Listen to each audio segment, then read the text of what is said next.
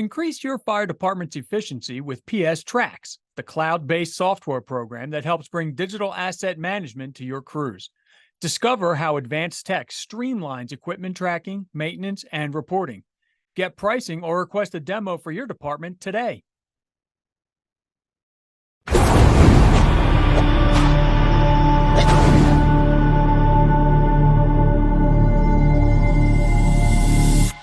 Hi, Chris Mc Loone here again with Fire Apparatus and Emergency Equipment. Welcome to this episode of our podcast.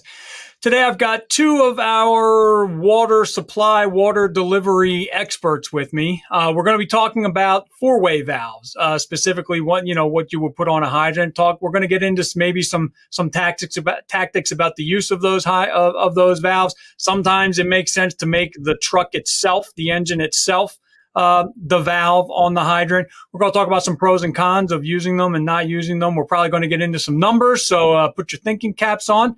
We're probably going to end up doing this quite a bit because when we talk about apparatus and equipment, and that's primarily what this brand is about. When we talk about apparatus and equipment, you can't really talk about just the equipment itself or the apparatus itself without getting into some of the tactics that the rig was designed for, or some of the tactics that are employed and that a hydrant valve, for example, here helps to make more efficient or enhance the operation or something like that. So we're off, although we are primarily a touchy-feely kind of equipment or truck brand, we are going to, during the course of these podcasts, get into some tactics as well. So with that said, I've got two guests today. One is Bill Adkins and also Andy Soccodato. Bill is a battalion captain with the Loveland Sims Fire Department in Ohio and is also a volunteer with the Fayetteville, Ohio Fire Department, where he was born and raised. He's a volunteer there. Andy is a full-time instructor at the Tennessee State Fire Academy.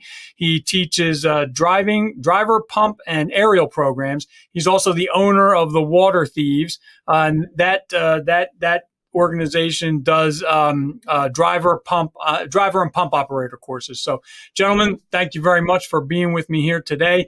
We're here to talk about hydrant valves and stuff, but before we get into that, Bill, I'll start with you. Just beyond what I just mentioned about you, just introduce yourself and describe your departments. Okay, thanks, Chris, for having me. I work, like I say, full-time for Loveland Sims. We run out of 4 stations. We have 1 tower ladder, 2 quints, 1 engine, 4 medic units, and a heavy rescue. And like I say, I run out of the battalion car, so I basically take the battalion job with that. I started off in the fire service 29 years ago at Fayetteville Fire Department, and started there as a cadet and worked my way up to assistant chief here. And we have 1 ladder truck, a 107-foot Pierce. We have 1 engine, 2 tankers. We cover 64 square miles, 2 medic units, a brush, and a small rescue itself. So, okay, Andy, how about you? Thanks again, Chris, for having us. I appreciate the opportunity. So like you said, I work for the State Fire Academy here in Tennessee. But before I took this position, I worked for the Charlottesville, Virginia Fire Department, where I was a driver operator for 9 years. Assigned to our engine companies, I spent time on our 95-foot mid-mount platform and our 105-foot tiller. So the city of Charlottesville, they are running out of 3 firehouses. They're staffing 4 engines, 2 aerials, no heavy rescue, but they're staffing 2 ambulances as well. Before that, I volunteered up in New Jersey with a small department up in the Morris County. And while I was in Virginia, I also volunteered in a rural setting as well. So I've been blessed with the opportunity to kind of spend time in an urban setting and a rural setting as well. And that's when, like when we talk about it, Bill, you mentioned the tankers. We're going to be getting into both rural water delivery and the more urban or suburban water delivery as well. And I think what's good about what we're talking about here is you both come from diverse, backgrounds, career and volunteer. And really, what we're going to talk about today, we're going to discuss a lot of different aspects of this, from the perspective of your areas of expertise and your careers, that by no means means that what we're going to talk about is going to be applicable to every single fire department out there. We're going to throw out a bunch of things. We're going to throw out a bunch of different techniques that maybe you can use to enhance your water delivery. But I think that what got us talking about this when I was first discussing and asking Bill and Andy to come on was four-way valves. For me, it's a HUMAT. I'm not sure what both of you use in your departments. For me, it's a HUMAT. And around my area, again, not the same. I'm in suburban Philadelphia, but not the same everywhere. There's been discussion about whether or not we need to continue to use that HUMAT valve on the hydrant for all types of responses. Specifically, the question has come up whether it makes sense to continue to use it on residential fires, for room and contents fire. I'm a proponent of continuing to use it, but I understand where some of the other firefighters are coming from. I live in an area I'm in suburban Philadelphia, so we have a hydrant system. That hydrant system was iffy at times, just depending on main size and the condition of the main.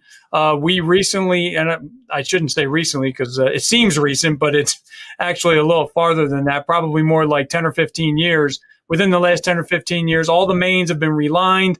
Some of them have been replaced. So we don't have 4 or 6 inch mains really anymore. Our minimum size is 8. So we have the water in most instances. It's a gravity fed system from some water towers. So we have the water, and so people have wondered, would it be more efficient to eliminate, because the valve, if we're volunteer, we don't use it every day, we don't use it every week, so it's a little clunky if you haven't put one on the front of a hydrant in a while. So the idea was, well, should we continue to employ that? Now to get into that a little bit, I wanted to talk to you both about typical hydrant hookups for your first two. Do you always, and Andy, you can go back to Charlottesville or whatever, I'm sure you're still familiar with the SOPs there and what you train people on in Tennessee. But what for your hook, is it an SOP to lay in to never pass a hydrant? Some departments will pass the hydrant and want the next engine to lay the line in. Sometimes, sometimes we drop a HUMAT in the middle of the street and go because of the distance of the lay. So, Andy, why don't we start with you? Just go over a typical hydrant hookup for the first dude. Does the first engine drop in? Does the second engine come in and lay out to the hydrant? Does it lay up from the hydrant? I've done both, where I've been the second due, I lay up to the hydrant, and then we could even, I'm sorry, I'm jumping around here a little bit, but we could even get into whether or not that first engine or the second engine that comes up should be in between, should be a valve in between, the first due truck. And that I actually kind of preferred to take it into my truck and then supply the one up ahead. But, other people, don't do that. And there's, pluses and minuses to both. But I'm sorry, I'll stop talking. Andy. Oh, you're good. Talk about your first through layup and just talk about the procedures as you had them. So when I came to the city of Charlottesville in 2011, our standard policy was to perform a forward lay as the first due engine. The first due engine was responsible for identifying the hydrant and perform the forward lay. And when I got hired with Charlottesville, we were running 4-way valves, and we had a policy in place that said if the lay was more than 300 foot, the 4-way valve had to be connected to the hydrant, and a pumper had to be hooked to the 4-way valve, but not necessarily boosting the pressure. The city of Charlottesville is using 4-inch hose as their supply line. And it also has a really, really good water system. Most of the hydrants are capable of 1,500 gallon per minute or plus. So water was not an issue. And, while while I'm a fan of the four-way valve, I'm not a fan of policies that dictate you shall always and you shall never do whatever. And the reason that was problematic for us is the firehouse that I worked out of, we staffed 2 engines and an aerial out of that particular firehouse. So if a fire dropped while everybody was in quarters, you had 2 engines and an aerial arriving at the same time. And the first due engine was responsible for wrapping, laying in. The second due engine was responsible for water supply.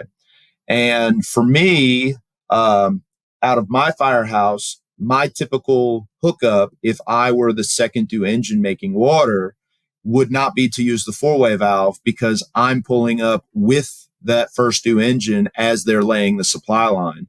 So I would just tie my engine into the hydrant and pump directly. I wouldn't use the four-way valve in that instance. Now, am I doing the same thing as a four-way valve would allow me to do? Yes, except I'm eliminating the step of using the four-way valve. But if we went to the north side of the city where engine 1 was operating by themselves, right, the four-way valve was a great tool because they could potentially be on scene for 5 minutes before the second due engine gets there. So they would have to be responsible for making their own water, turning the hydrant on, and then if we needed more volume to overcome the friction in the hose, right, that later arriving pumper would be able to hook up and boost the pressure.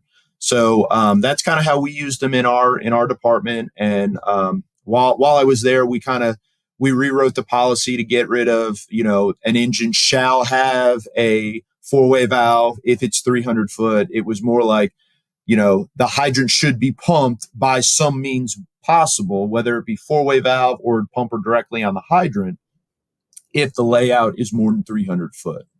So that's how we operated in the city. Now, when you said, I'm sorry, Bill, I'm not going to forget you, but I just wanted to clarify one thing because it was interesting to me. It was interesting when you said you would hook up but not pump the hydrant. Did that mean that you were not taking any water into the truck at all? You were just ready to, or were you taking it? Because oftentimes, even at idle, there's still something happening, or not. Even if you haven't increased the RPM, you're still increasing the pressure a little bit. Now, so our policy was if it was a 300 foot lay, the second arriving pumper had to be hooked to the four-way valve on the hydrant, but not necessarily pumping it. So on a lot of fires that didn't require the need for the hydrant to be pumped, the second due engine would be on that hydrant. The pump would not be in gear, but the supply lines would be hooked up to the four-way valve in the event that the attack engine said, hey, we lost pressure, we need more volume. That operator could just put the pump in gear, direct water through the valve, and then start boosting the pressure. So yeah, it didn't mean that the valve necessarily had to be pumped. Okay. How about you, Bill? What you got 2 departments to talk about here? Yeah, our typical. So we don't really use the four-way valve that much because of Loveland Sims. We're ISO 1. Our hydrants have plenty of pressure. We have hydrants every 300 feet. So our second due apparatus will actually hit a second hydrant. And like I say, all of our hydrants there have plenty of pressure. We have used them at Fayetteville. We will use it. Basically, if we know that hydrant is not sufficient enough. A lot of our operations in Fayetteville, though, is nurse tanker operations. So a lot of times we're only using a hydrant to fill tankers and shuttle. But if we do have one in town and we have a section of our jurisdiction that the pressure is really low, we'll throw a four-way valve on it. And we have it connected and hooked up for the supply. We don't always need to use it. And most fires can be put out with the first line. So if it's not a large fire, our second due company may hit that four-way valve, or they may come up to just to supply manpower. Okay, so for you, you're not even really putting a truck at the hydrant to act as a valve. You're laying straight in, and then the next pumper's finding a different hydrant on a different on a different main. Different main, to come in. Mm-hmm. Okay. How's that work? I mean, you got to have some pretty not sophisticated necessarily, but your chiefs and your captains and your drivers really need to know the system pretty well to find out where those other mains are. Do you have that these days? Like, how did you do it before? And we have how that do you do it now? I guess it was on paper in the past. Is it all electronic now? Yeah, we have it on our CAD. Our CAD will tell us which mains are coming from where, and then we usually one of the second or third due companies will look at that and radio that ahead to the first. The first and second due companies are usually so busy on concentrating on what they're going to be doing when they arrive. Those other companies that are coming from the farthest distance is going to be looking up that main system and telling them which hydrants to hit and where. And we have to go around the block to, may take that second due company an extra few seconds to go around the block, but they'll be able to hit that. And that was Loveland Sims, right? Yeah, Loveland Sims. Okay. And I'll tell you honestly, mostly nurse tankers. Right. And in Fayetteville, I mean, I would say 90 to 95% of our runs are going to be nurse tanker operations where a four-way valve isn't really going to assist us much. Do you do you ever get into a situation on the rural side? We're actually going to have another episode about this in a little bit, but just, I guess, to tease it a little bit, do you ever end up using a four-way valve in a relay at all for anything or no? So we have, yes. It wasn't necessarily. I used to work part-time for Goshen Fire Department, and I remember we had a lay of 2,000 feet once, and we put a truck in the middle with a four-way valve, and it was basically at 1,000 feet, and then we continue to push that water on up the driveway. Because there was a hydrant right at the end of the driveway. Instead of shuttling that water, we wanted to lay that 5-inch in. Luckily, first we had a sign system set up to where we knew that driveway was close to 2,000 feet. And we had a sign that said, first due company, let's drop here. Okay. They laid their tail, and then the second due company brought from the hydrant to the four-way valve and then pushed the water on up. Okay. Bill, I'm going to stay with you for this. I know you said you don't use them that much, but the ones that you have, could you just talk about the four-way valves that your department uses? Either of them, both, either. Yeah, ours was a TFT, and I believe it was an Oasis. We kind of got away from using it. We let our mutual aid company use it right now because they have a lot more problems with their hydrants. So I know that they're borrowing it right now.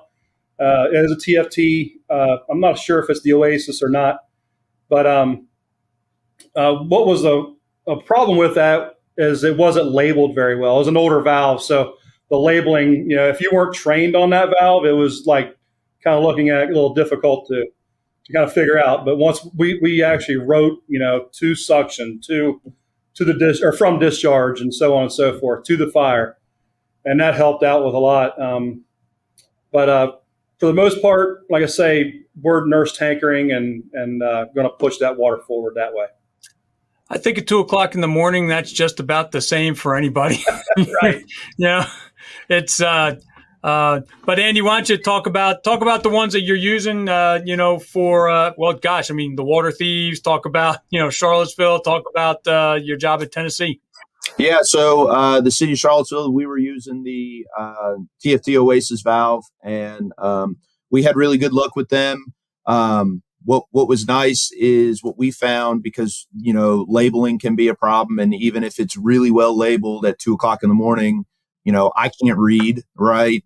What I really liked about that particular valve was the way that the waterways are oriented. You can kind of tell just by looking where the sweeping motion is, which side goes to which. I can tell, okay, that looks like it would be better off going to the intake, and this side looks like it's coming from the discharge. So it's not like some other manufacturers that the valve is literally a what I call plus sign, where if you don't have any labels, you can't make heads or tails up really, really easily. We also teach here with, we run into some departments here in the state that are using actual HUMAT valves. And we teach with those. Those are really good valves, But again, you just really have to train and understand where the connections go.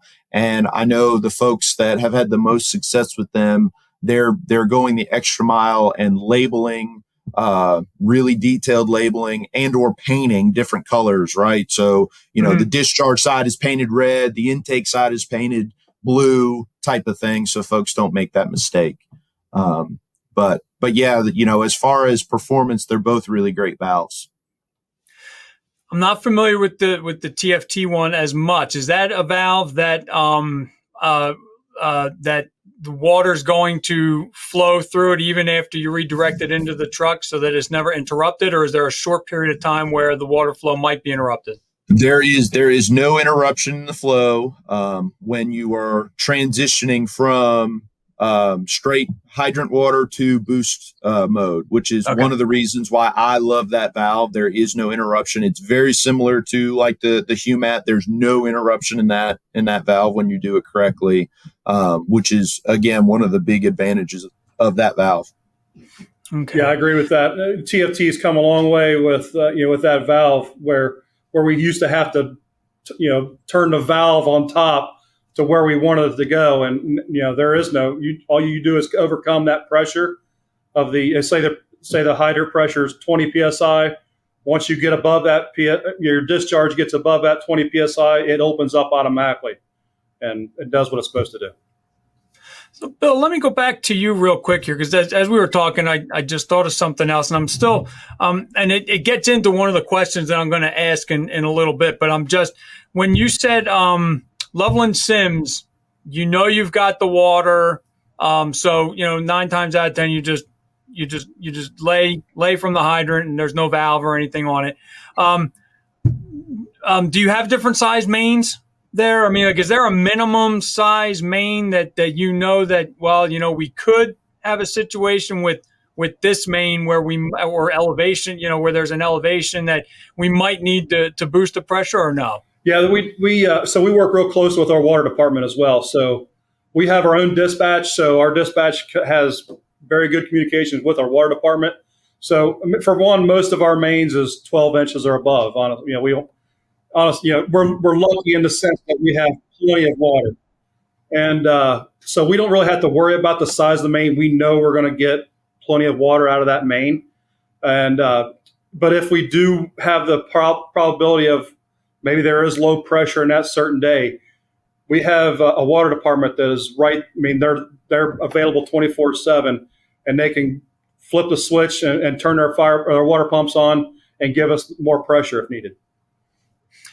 Now, I'm sorry, I'm deviating from the script here a little bit, fine. Because we talked about some of the things we were going to talk about. The water department. How you said you work very closely, with your water department. How easy is that to do? And and for both of you, because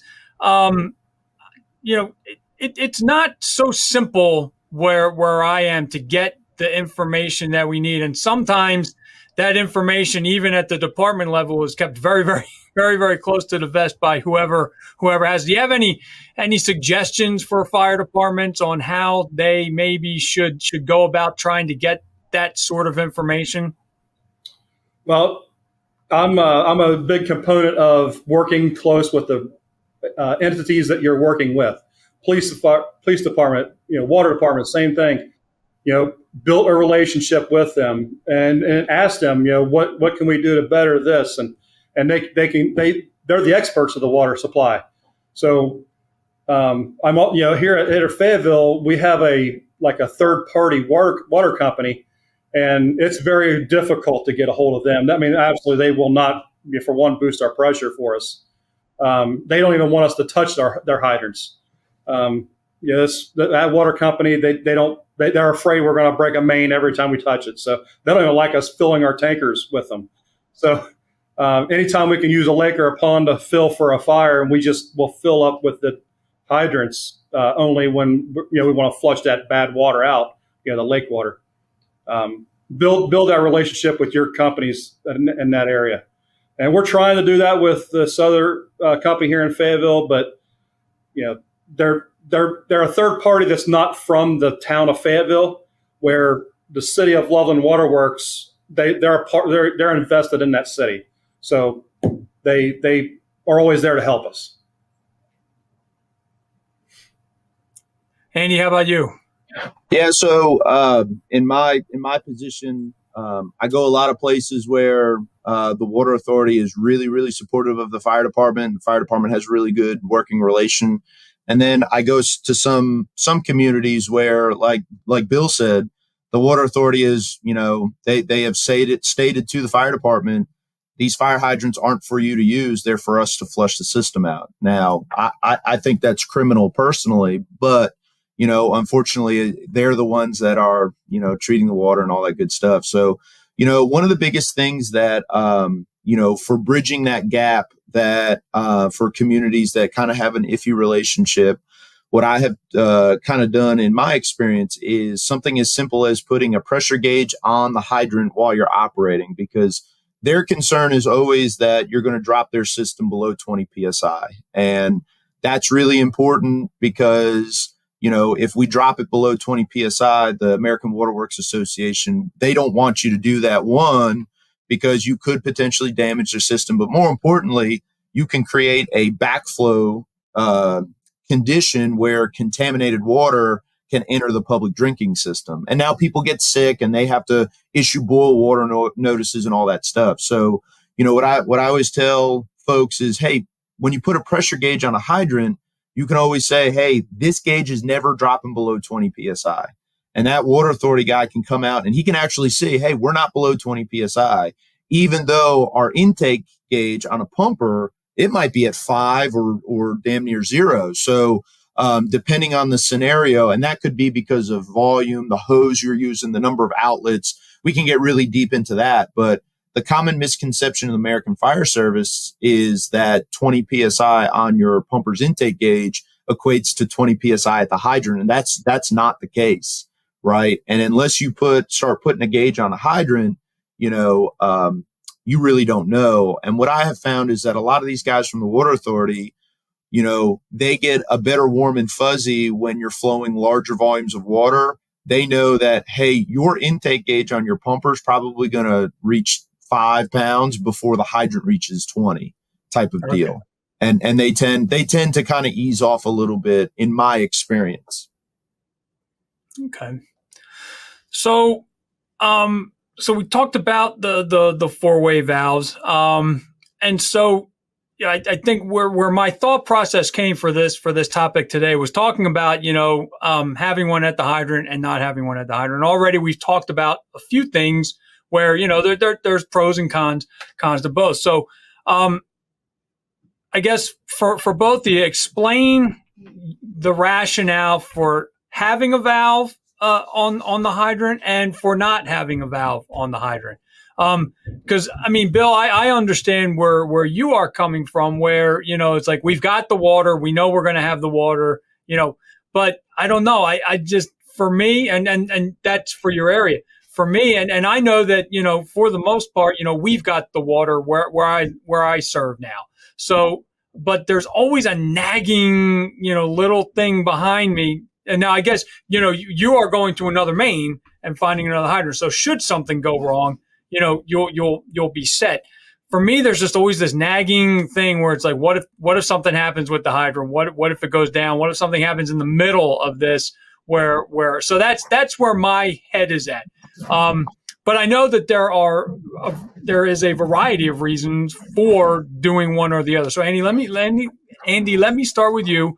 Sure. Talk about the rationale for both.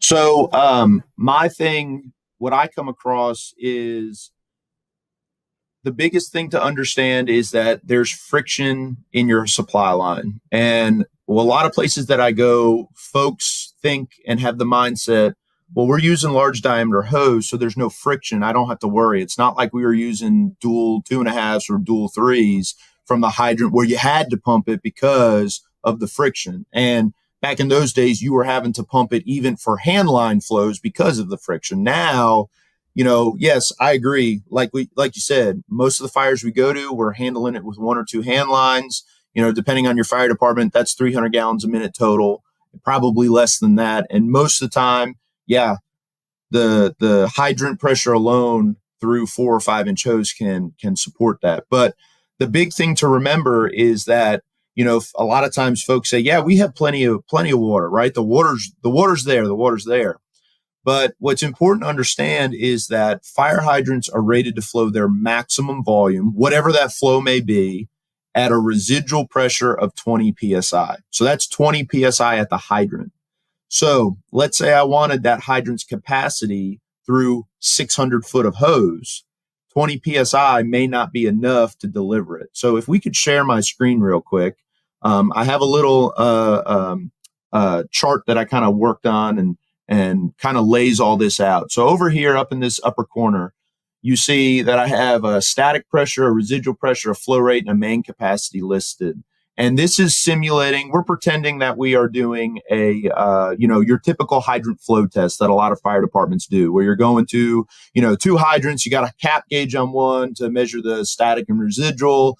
You're flowing another hydrant with the pitot gauge to get your flow pressure and all that good stuff. So let's pretend for our test hydrant that our static was 100 pounds during our test.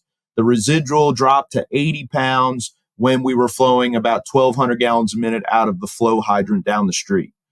If we were to use this formula right here over to the right, this is called the Hazen-Williams formula. And that's the thing that most fire marshals' offices and water authorities use to calculate your main and available flow from a hydrant at a 20 PSI residual pressure. And I'm not going to go into all these variables because it really doesn't matter.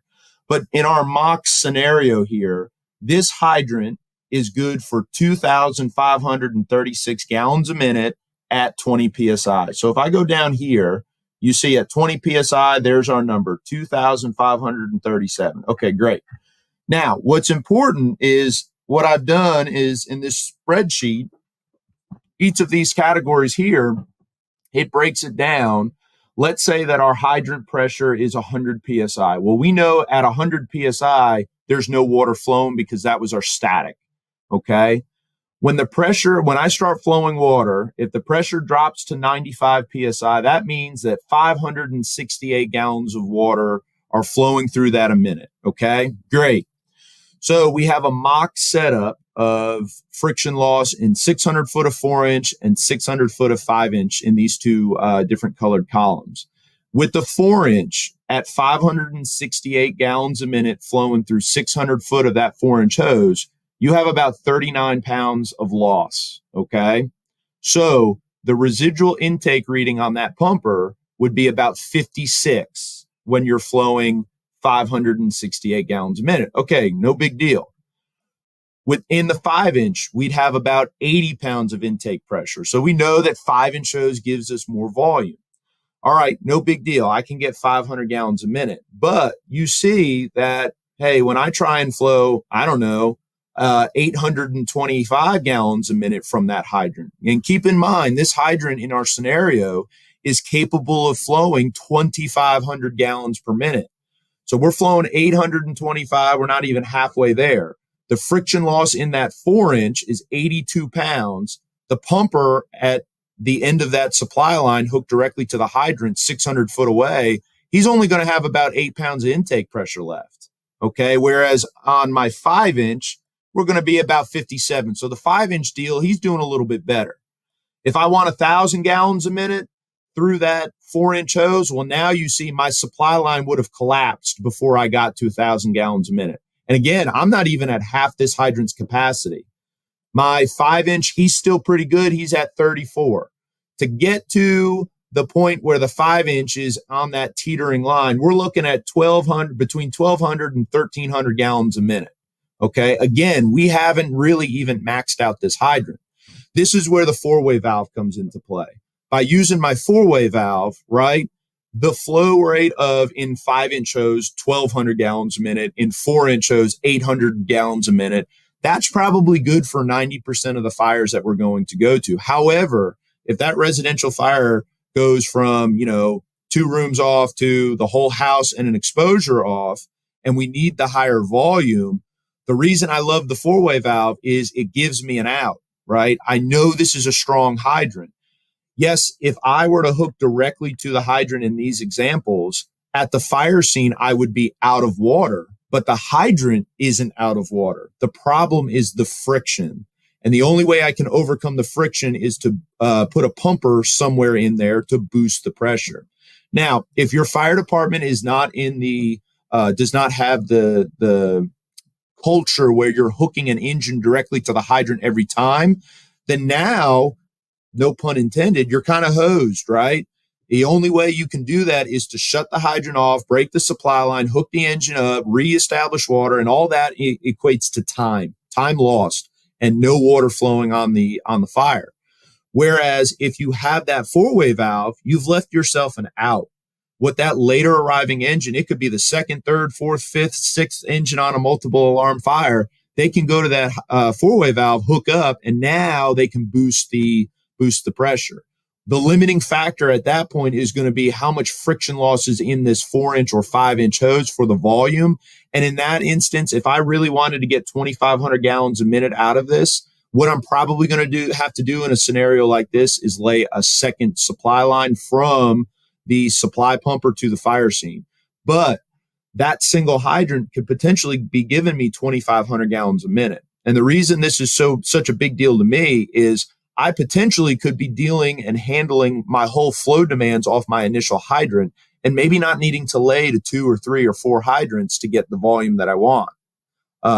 So if you're a fire department that is traditionally hooking the later arriving pumper to the hydrant from the beginning, then yeah, maybe you don't need a four-way valve because that pumper can boost the pressure from the get-go. Right. But if you're in a scenario where you might not even hook an engine to the hydrant on most of your fires, that four-way valve is worth its weight in gold for that commercial fire you go to, that you're in the mindset for residential water supply tactics where you're doing a forward lay and using hydrant pressure alone.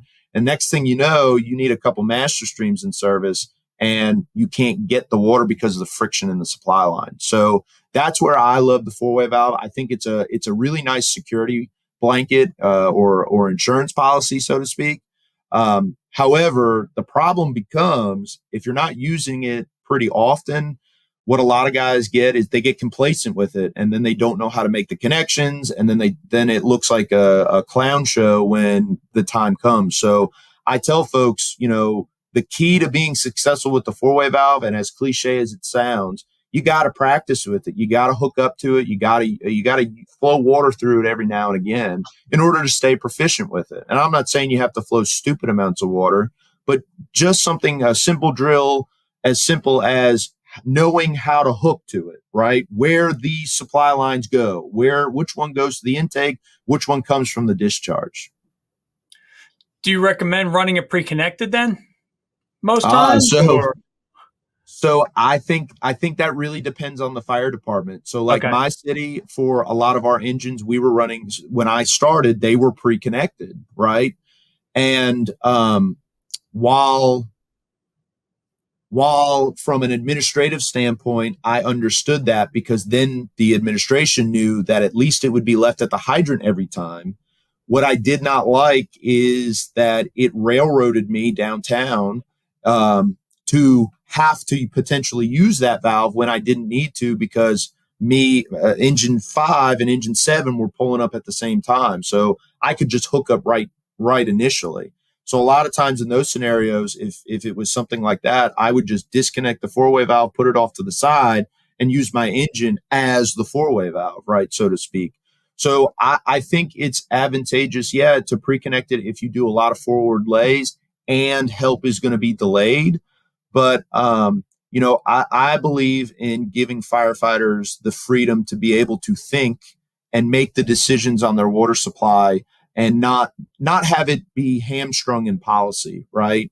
Don't hook to the four-way valve just because the policy says so. Because one of the things that I have found, and Bill, I'm sure you've played with it too, is the pro of the four-way valve is that it allows you to hook up later on, boost pressure, and give more of the volume down to the fire scene. The disadvantage with all of them, I don't care what brand you're using, is there's appliance loss in them. So you're going to lose something because you're using that valve. And one of the biggest things that I tell folks is if you're using a four-way valve, it is critically important that you put a hydrant gate valve on the side port of the hydrant and do a heavy hookup. So now you're splitting the volume between two ports coming into your pumper as opposed to forcing it through that restricted port on the four-way valve as the only feed to the engine. So if I can initially, if I'm pulling up and that first engine's laying out as I'm pulling up, man, I can get a better hydraulic flow by double tapping a hydrant traditionally into my pumper and using my pumper to feed the attack engine down the street than the four-way valve may give me. All right. But on the flip side, I go places where a lot of departments are short-staffed, and some fire departments are worried. You know, I went somewhere in Tennessee where they only have 3 engines in the city, and all 3 are going on any residential fire. So they're really leery of hooking a pumper to a hydrant in case they get another call, because now 2 engines are definitely tied up, right? If the first fire ends up being minor. So what we suggested to them was, well, use a 4-way valve, because now, right, a later engine could hook in if you need it. But if it is a small fire and the engine and the ladder can handle it, the other 2 engines can go to the next call, right? So it really does depend on the makeup of the fire department. Bill, how about you? Not necessarily pros and cons, but what are the what are the rationale for having it on there and not having it on there? Unless Andy took all your answers. Yeah, I'm sorry. No, you're perfectly fine, Andy. You did a great job there, and it shows that he did his homework. My key there is if it's the second due is going to be delayed, I agree 100%. It needs to be put on there.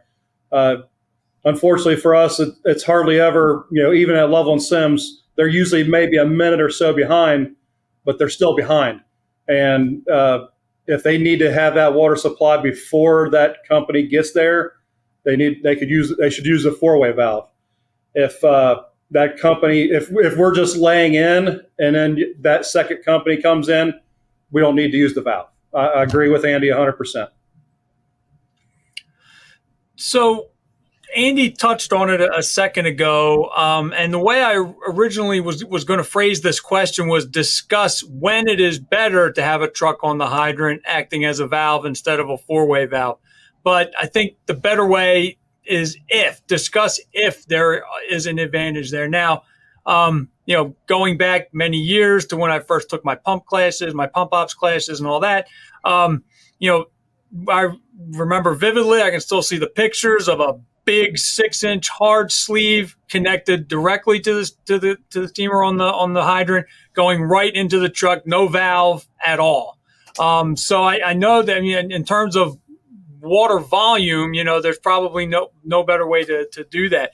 And like you were saying, with the with the loss that you get just from having the appliance attached to the hydrant, there's always going to be loss there. But is there a time when it is better to have the truck functioning as the valve versus having a 4-way valve on the hydrant? Bill, I'll start with you on that one. Yeah, it goes back to that friction loss from that valve. And I really can't see too much more of a disadvantage than to have the valve. Even if you were just going to take that hydrant right to your truck, you still have it available.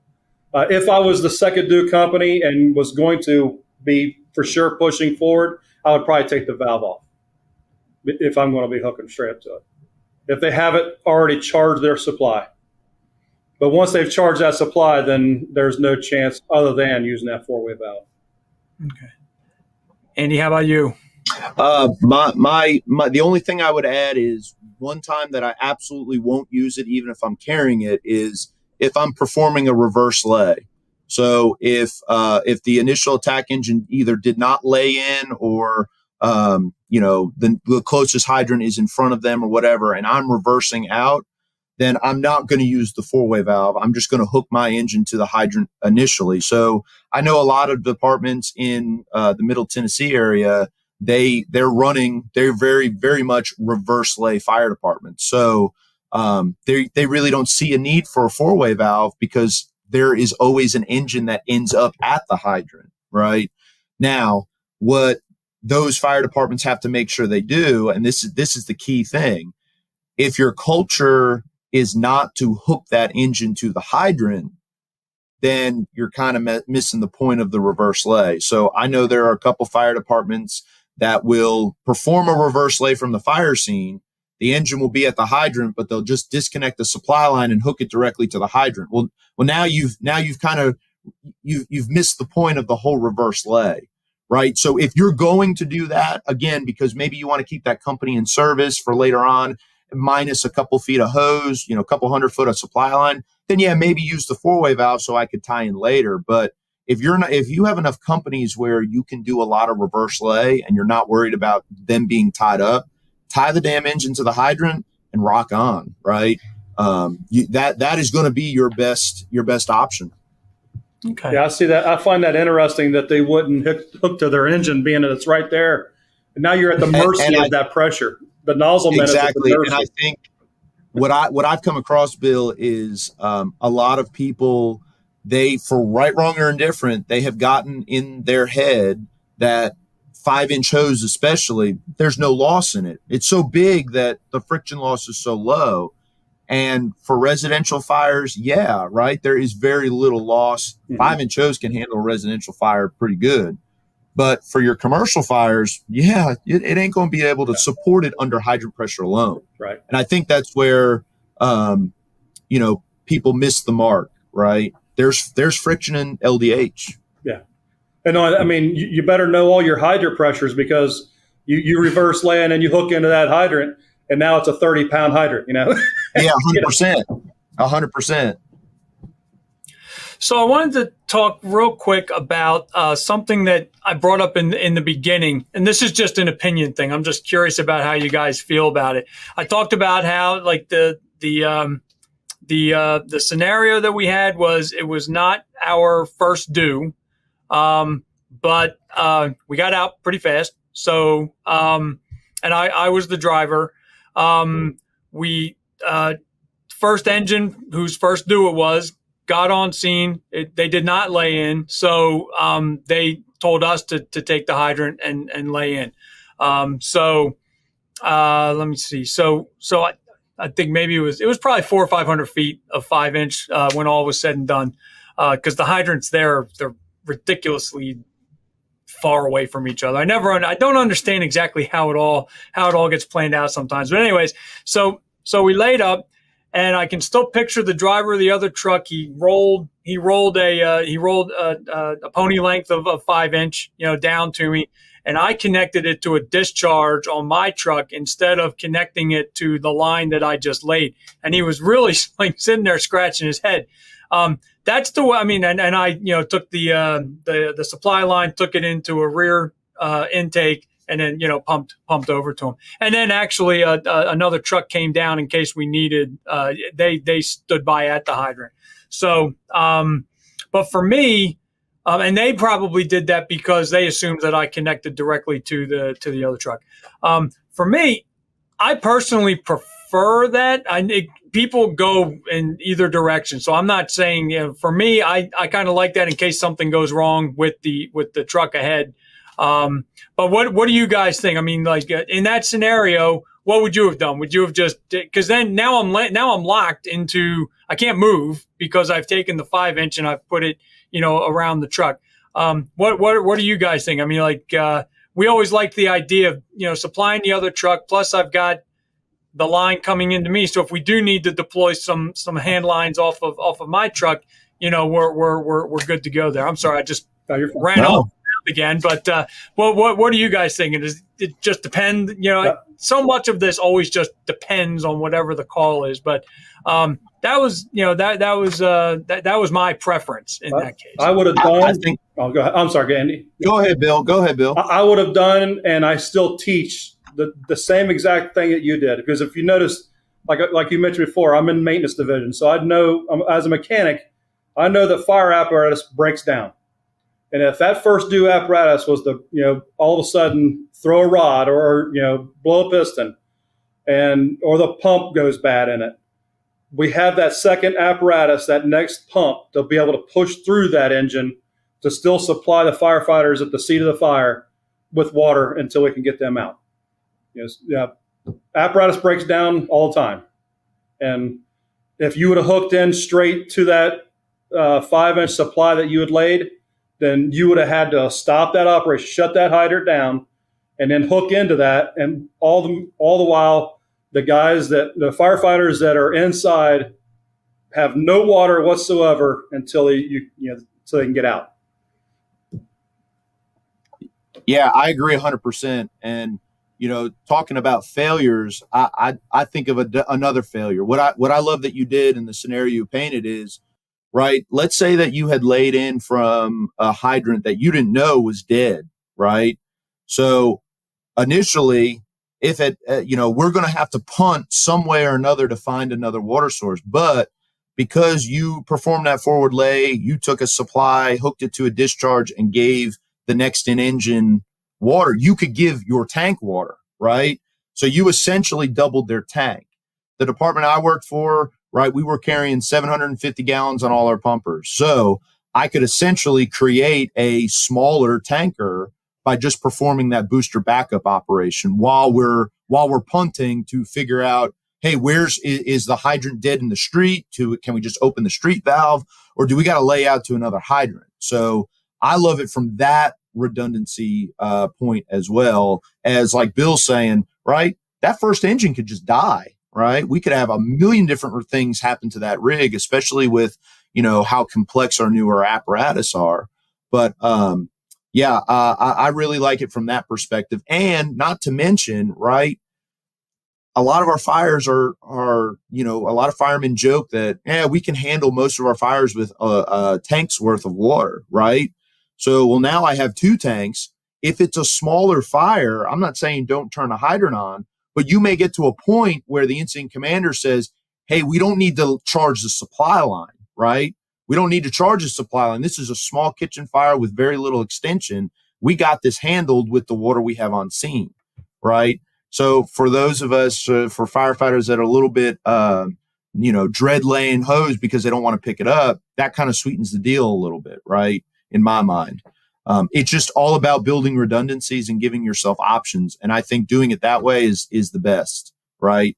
And if you're doing a lot of forward lays, right, leave that 4-way valve. And if it really gets to rocking, the third engine can pump the 4-way valve, and now all of you have the water you need. Yeah, it goes to, let's say the second due apparatus is what breaks down. That hydrant has to push through that engine, and that's a lot of friction loss there. If we would have laid that 4-inch, if we had laid that 5-inch with the 4-way valve, that third due apparatus can help push through that second due engine that's broke down. Yeah, and the other thing that I like too about the 4-way valve is, let's go back to the dead hydrant scenario, right? Let's say that hydrant's dead, and now we're freaking out, and we have to lay out another 500 foot reversed out to the next hydrant. Well, what I like about having the 4-way valve in those scenarios is I'll still hook the 4-way valve to that dead hydrant. And now that hydrant becomes nothing but a post to hold the weight. So when that next rig comes in, they're going to take their supply line, and I know it's not IFSTA approved, but they're going to hook it in to the inlet side of the valve, and then they'll reverse out. Right. So now nobody has to stay there to make connections. I don't have to break a connection to make a connection. I just hook into the valve. And then when I charge the line, the built-in clapper is just going to clap over and send water right down the original supply line. Right. So my hydrant just acts as a post to allow me to lay out. And, I know a lot of guys get weird about that. They're like, you're not supposed to hook to something and then reverse out. And because, you might pull. And here's why I'm an advocate of doing it that way, because I know some departments, they'll break the connection and hook in and then just reverse out. And I was teaching a class here in Tennessee when we were just talking about this exact scenario. The engine reversed out, and I said, the reason I don't like to do this is because if we hook together and a coupling got hung in the bed, it's going to tighten up and stretch all the hose going all the way down to the fire scene. And you could take somebody's feet out from under them, 700 foot down the road and not even know it, right? So by hooking to the 4-way valve, if it gets caught, at least the supply line that was originally laid and the guys at the fire scene, they're not going to have to worry about anything whipping around, right? And sure enough, as soon as they laid out, we just got done explaining that, a coupling got caught in the bed, and they got to see it in real time. The line that jerked on the four-way valve caught it, and then it popped, and everything was fine, right? So that's another reason, another alternative use for that four-way valve, right? It makes it really easy to punt and not have mass chaos in a really stressful scenario where the hydrant's dead. Gotcha. All right. Perfect. Well, again, my thanks to both of you for sitting down. I'm sure we could probably go on for another 50 minutes, talking about different scenarios and different flows and the whole thing. But to wrap things up, Andy, I'll start with you. Do you have any general comments about what we talked about today, just four-way valves in general, or just any other topic that came up as we progressed? So the biggest thing that I'll say is that most people don't think water supply is sexy. It's not the most sexy topic, but, get out there and play with your equipment, try different things. And, the worst that happens is it doesn't work. For those of you that are trying to sell four-way valves in your fire department, my recommendation, simple drill that I like to do to prove all this friction, because we can throw numbers and everything on a spreadsheet. What I like to do is lay out a couple 100 foot of LDH, put a pressure gauge on the hydrant, flow as much water at the other end as you can until that intake gauge drops to about 0 or 5 pounds, and then walk down to the hydrant and see how much pressure is left, right? That really solidifies it for a lot of people, because they're like, man, I lost all this pressure due to friction in the hose. A pumper can overcome that, whether it be using a four-way valve to do it or whether it's being hooked right to the hydrant initially to do it, right? That's the solution. Bill? Yeah, and my big piece there is train on it. Not only just not your department, but your mutual aid. You don't want your mutual aid coming up to where you laid in, you hooked up, or you didn't hook up, and you have this four-way valve that they're like, if they've never seen it before, they're going to have no clue on how to hook up to it and use it to our advantage. So make sure that if your second due company could easily be a mutual aid department, make sure that they're aware of how to use it as well, because if they've never seen it before, they're going to look at it wondering what in the world they got going on here. All right, perfect. Well, again, my thanks to you both for hanging out with me today and talking about this stuff. It was funny. I've gone from being more of an engineering officer to I was a line officer for a while. Now I'm a safety officer, but volunteer depending on what time of day it is. I do a fair amount of driving again, and it's been enjoyable getting back into it and flowing water at times. It's funny when you're a young guy. You want to drive, but then the first working job that you get to, it's like, this sucks. I'm never doing this again. I had to stand here and watch everything. It was exciting for a minute, while I got everything squared away, and now the truck pumps itself and now I'm done. So it's enjoyable to talk about this stuff again and to just talk about, the tactics of it and all. And, there's rationale for both sides of things, and I think it's important to get that out there. We're going to have more of these as we proceed. I had Andy and Bill and I we all talked, and we have a number of topics coming up. So keep looking at our schedule as we let it out about what we're going to be covering. We're going to be doing some LDH stuff with four-way valves, without four-way valves, with the trucks, without the trucks in line. We're also going to talk about some winter topics as we get closer to the cold season. So absolutely keep looking out. If you have a question for Andy or Bill, or you have a topic that you would like the three of us to address, let me know. I'm at chris.mcloone@clarionevents.com. Or if you just doesn't have to just be with Bill and Andy. If you have a topic you'd like to see us do, we've got the resources to bring some people in to explore that topic. So again, this has been Chris Mc Loone with Fire Apparatus and Emergency Equipment. Have a good one and stay safe. Thanks again, guys. Thank you. Thank you.